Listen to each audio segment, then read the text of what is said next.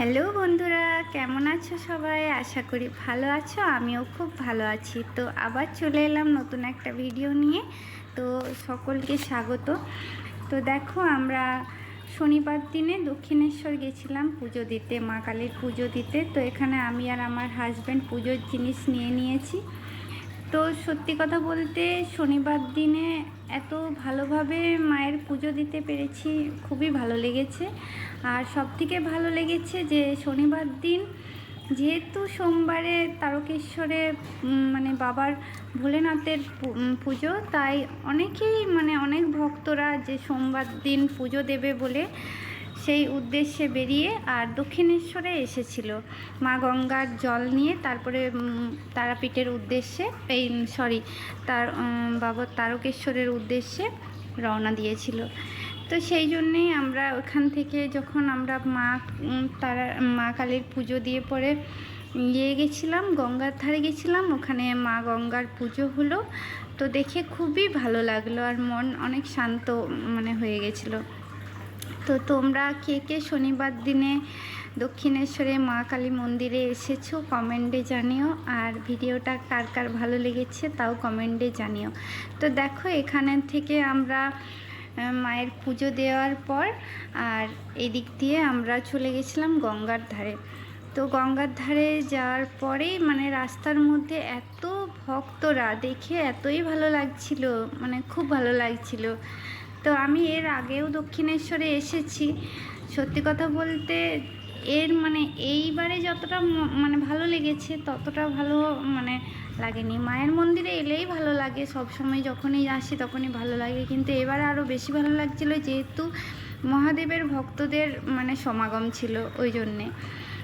তো তারপর এখানে আমরা পুজো দেওয়ার পরে বাইরে চলে এসেছিলাম। তারপর ওখান থেকে আমরা খাবার দাবার খেয়ে আর বাড়ি চলে গেছিলাম।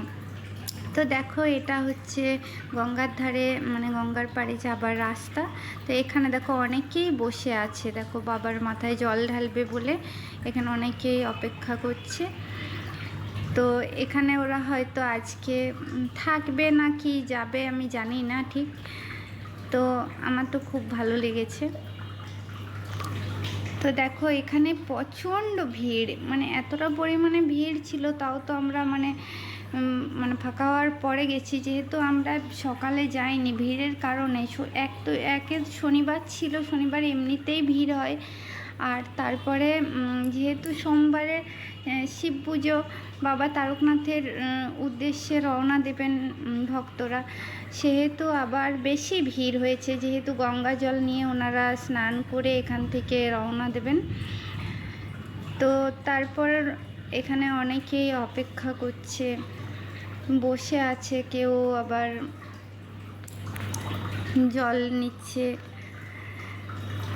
তোমরা কে কে তারকেশ্বরে বাবার মাথায় জল ঢালতে গেছো এবছর কমেন্টে জানিও। তো আমারও খুব ইচ্ছা আছে যে ভোলেনাথ আমার মনের ইচ্ছা পূর্ণ করলে আমি ঠিক বাবার মাথায় জল ঢালতে যাব। এবছরও যাওয়ার ইচ্ছা ছিল, তো কিন্তু বাবা না টানলে কখনোই তারকেশ্বর যাওয়া হয় না। তো হয়তো বাবা আমাকে ডাকেনি বা টানেনি, তাই আমারও এবছর জল ঢালা হলো না। তো ইচ্ছা আছে যে পরের বছর আমি বাবার মাথায় জল ঢালার উদ্দেশ্যে তারকেশ্বরে যাব। তো দেখা যাক বাবা আমাকে ডাকে কি না। তো এখানে দেখো গঙ্গার পাড়ে অনেকেই বসে আছে, এত সুন্দর লাগছিল। এখান থেকে তো আমার যেতেই ইচ্ছা করছিল না, কিন্তু বাড়ি তো যেতেই হবে। তো এখানে আমরাও অনেকক্ষণ অপেক্ষা করছিলাম, বসেছিলাম। তো তারপরে এখানে গঙ্গার পাড়ে পুজো হলো, মা গঙ্গার পুজো হলো, সেটাও আমরা দেখছিলাম। তো খুবই ভাল লাগছিল। আমি আবার যাব দক্ষিণেশ্বর। তোমরা কে কে দক্ষিণেশ্বরে গেছো প্লিজ বলো।